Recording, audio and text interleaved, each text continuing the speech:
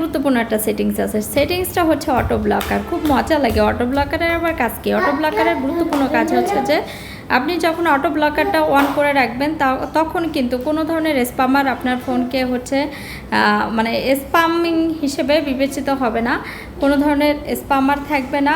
এবার হচ্ছে আপনার কোনো আজে বাজে লিঙ্ক কেউ শেয়ার করতে পারবে না। আবার হচ্ছে যে আপনাকে যদি কেউ হ্যাক করতে চায় তাহলে হ্যাক করতে পারবে না।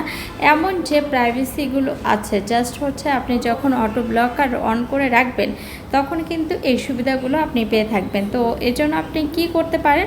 এর জন্য শুরুতে হচ্ছে যে আপনার ফোন সেটিংসে চলে যাবেন। তো ফোন সেটিংসে যাওয়ার পরে এখানে হচ্ছে যে আমার এই ফোন সেটিংসের এটা হচ্ছে মেইন যে হোম পেজটা, এখান থেকে আমি যেহেতু প্রাইভেসি করব, সিকিউরিটি অ্যান্ড প্রাইভেসি, তো আমাকে হচ্ছে সিকিউরিটি অ্যান্ড প্রাইভেসি হচ্ছে খুঁজে নিতে হবে।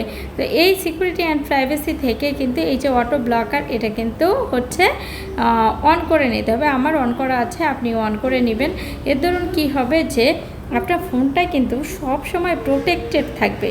আপনার ফোনের যে অ্যাপগুলো আছে অ্যাপগুলো প্রোটেক্টেড থাকবে, আর আপনার ফোনে কিন্তু ক্ষতিকারক স্প্যামার, ক্ষতিকারক লিঙ্কার এইসব ধরনের বিপদ থেকে বাঁচবে।